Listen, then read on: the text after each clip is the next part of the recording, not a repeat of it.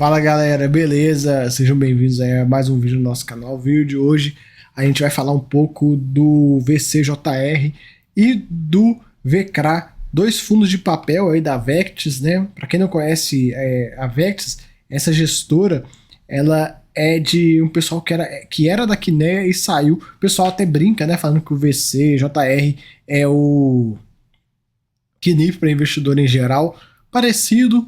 Tem umas diferenças, mas lembra um pouco. Ambos apuram lucro de forma regime de competência e tal. São uma equipe, né? Equipe ex-Kinea e tudo mais. Enfim, vamos conversar um pouco sobre isso. Esse fundo, pessoal, tem 1,4 bi aí, é um fundo grande. E é engraçado que esse fundo é um fundo grande que não parece muito, né? Ele não tem muita mídia. Por que ele não tem muita mídia? Por que ele aparece e tudo? Que ele era um fundo para investidor qualificado. E tem pouco tempo, não deve ter um ano que ele virou fundo para investidor em geral. Então agora a base de cotistas começa a crescer e tudo mais. Ele pagou R$1 por cota. Lembrando, é mesmo movimento do Knip, né? A distribuição caiu, questão toda dos menores índices inflacionários, e ainda vai cair mais, viu, pessoal? Pode ser que mês que vem aí bem menos que R$1. Patrimonial dele 93, a cota mercado tá aí também próximo de R$93. Um yield de 13,6% ainda é um yield bom. Lembrando, pessoal, a gente surfou muito tempo, né? Foram quase 3 anos surfando em inflação em níveis um pouco mais altos, os fundos de CRI entregando muito, mas o ideal é que fique desse jeito que está aqui, uma inflação mais baixa, e o cotista do fundo de CRI sempre vai ter ganho real sobre a inflação, então para ele tá tudo bem. Ele começa comentando de 2 desembolsos que eles fizeram, um fundo 100% alocado, a gente vai conversar um pouquinho sobre isso. O fundo distribuiu R$1 por cota, mesma coisa, né? Pegam a inflação de 2 meses passado e a carteira do fundo rendendo IPCA mais 10. Ele explica, né, a questão do fundo ser indexado a IPCA, que tem a questão da inflação e tudo. Ele traz que nos próximos 2 meses a gente deve observar deflação. Tanto em julho, a gente já viu aí, né, tudo já está praticamente confirmado, e agosto, eu estou falando já por vezes com vocês, conversando também para quem é membro do canal, estou conversando bastante sobre esses assuntos, eu acredito que até em setembro, dependendo, pode vir a ter, hein?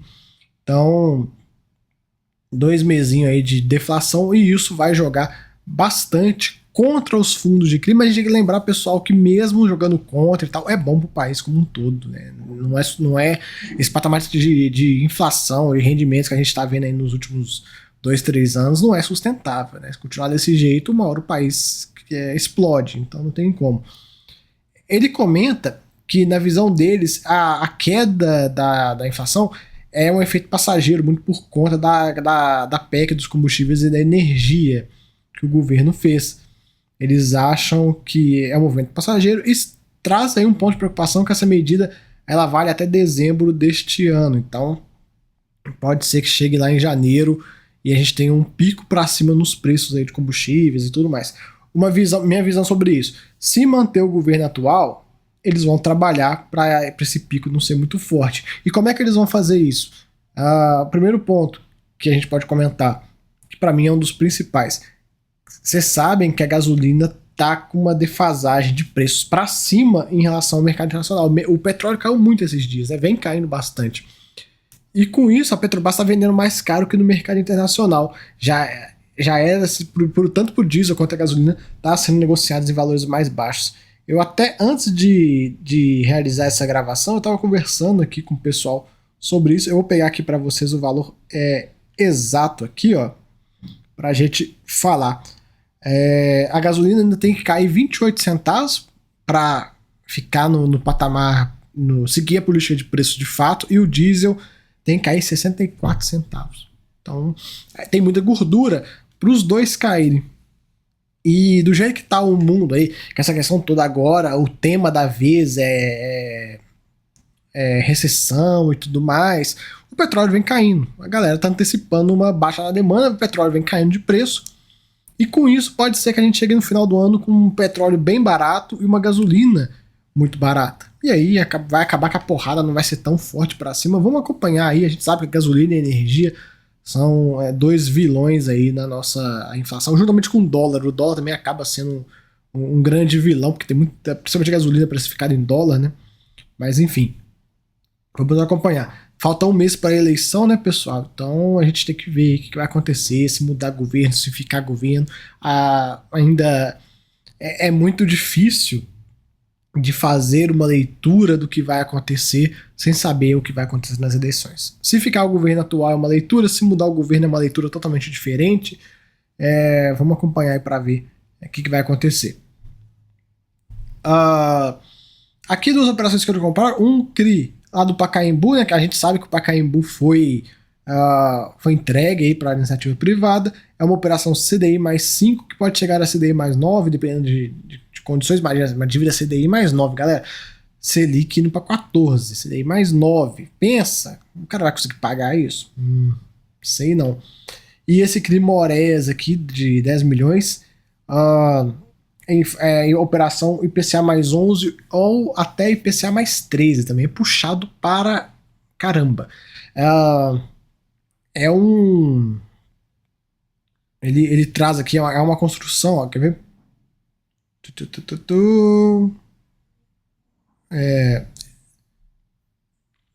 Ele traz aqui um projeto imobiliário lá em Mores, pra quem não sabe, fica lá perto de Jericoacoara e tal.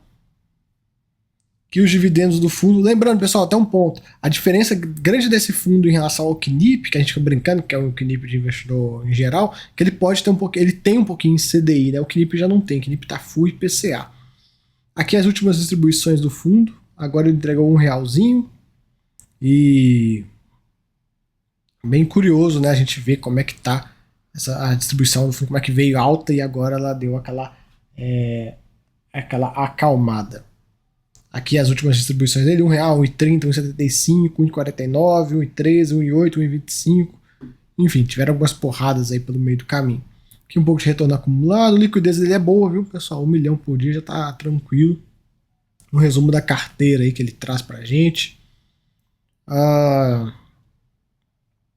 Aqui, questão pro setor, tem muito residencial e um pouco que ele tem, né? Um pouquinho de nada em CDI, 6,5, tem um pouco em caixa também que ele está utilizando para os desembolsos aí, que ele está fazendo. As maiores posições, ele é meio concentrado, viu, pessoal? O fundo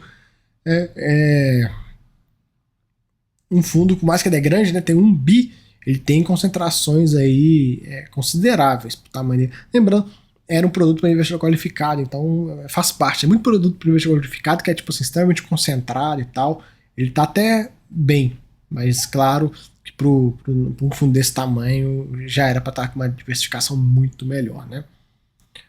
Teria que ter aí, minha visão, teria que ter aí pelo menos uns 40 CRIs, assim, mais ou menos, que a gente vê no mercado.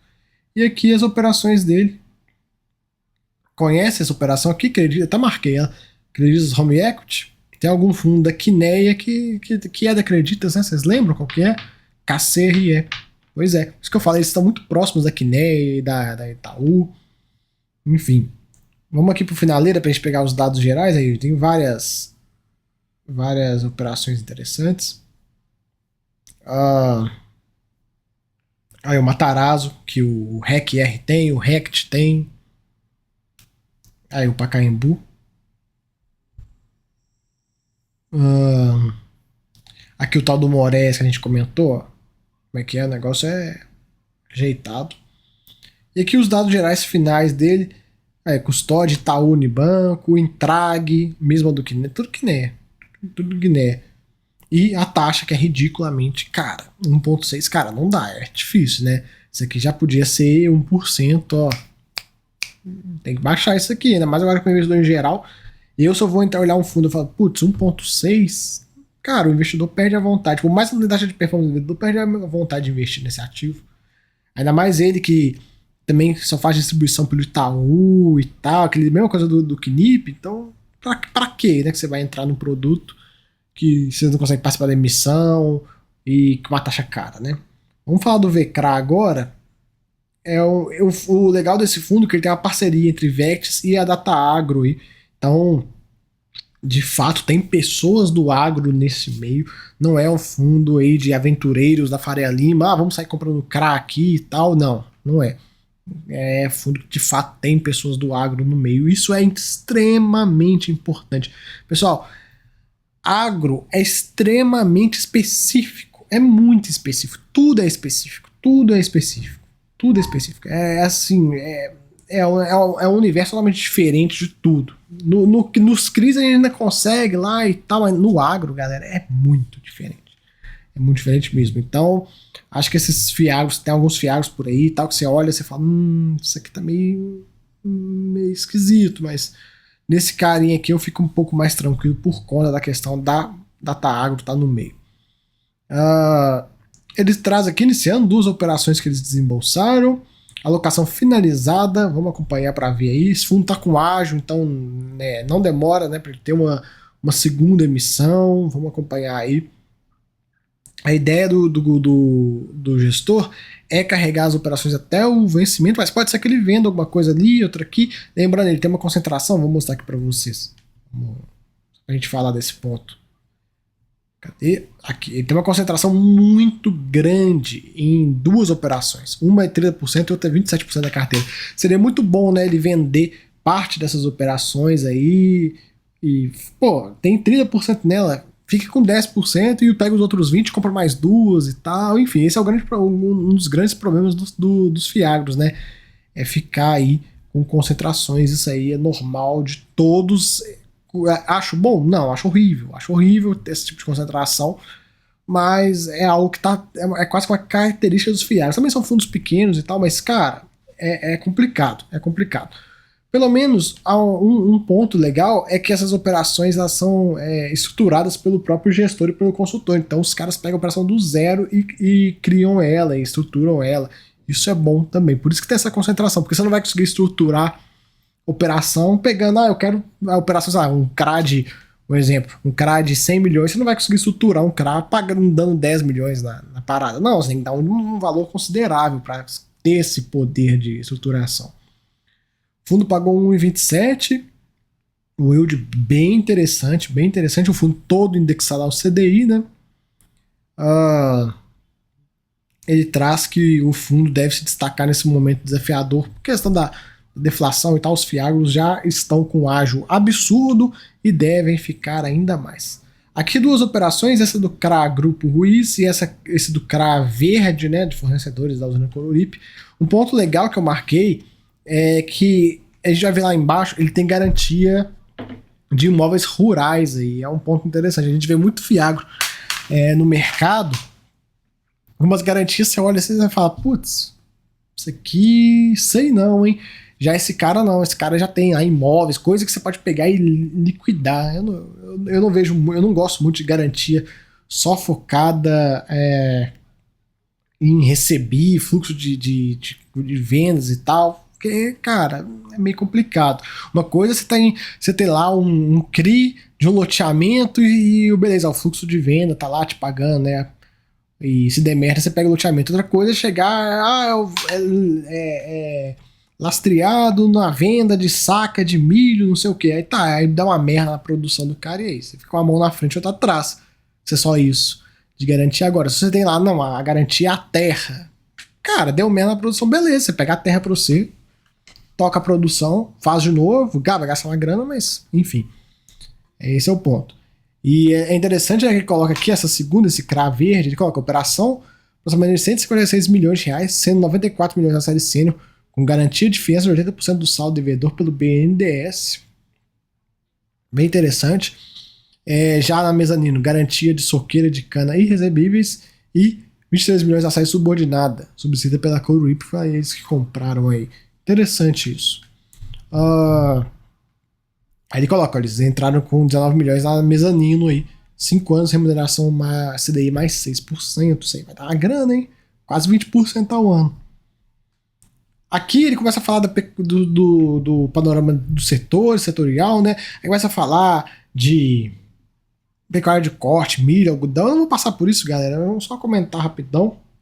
A gente vê, eu não vejo nada assim pra comentar. Tá indo tudo nos conformes, o preço das commodities nas máximas. Vamos ficar de olho nisso aí. É um ponto de atenção, né? O pessoal fala para não comprar nada de commodity quando tá super caro, enfim.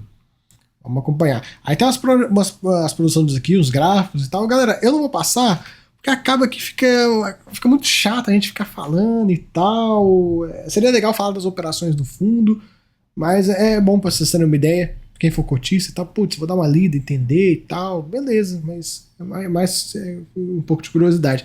Aí ele fala aqui, ó, das commodities estão aí sofrendo uma correção. Comenta da questão do petróleo que tá caindo aí, vem caindo bastante. Aí ele traz aqui, ó, as commodities no geral, dando uma correçãozinha. O petróleo também deu uma correção. Os últimos dividendos, o fundo é novo, né? Então ele ainda não chegou no patamar estável de dividendos aí. Mas vamos acompanhando para ver. Deve ficar nessa faixa aí de 1,30, até um pouco mais, viu? Aqui em questão da carteira, como eu comentei, né? As concentrações elevadíssimas que ele tem. Vários setores, os indexadores que é só CDI+, as receitas dele aqui. Aqui no finalzinho um pouco das operações, olha as garantias, né? A gente consegue ver algumas, bem interessante as operações dele. A gente vê aí. E aqui na finaleira, alguns dados. Taxa de administração dele, cara, 1.3, pelo menos não tem performance, né? Pelo menos não tem performance. Que eles podiam reduzir, né? Quem sabe num futuro reduz, mas pelo menos não tem taxa de performance, né? Aquela taxa de performance vergonhosa dos Fiagros. Por um lado, e o Fiagra ele funciona assim, é engraçado, né? É uma taxa de administração cara e uma taxa de performance sem vergonha. Nesse caso, a gente só tem a taxa cara, então a gente já saiu um pouquinho no lucro se comparar com os outros Fiagros. De toda forma, vamos acompanhar aí, vamos ver como é que esse fundo vai evoluindo. Qualquer novidade eu trago para vocês. Se vier emissão, principalmente no VCRA, eu falo aí para vocês também, beleza? Fica aí o vídeo, até a próxima. Fui!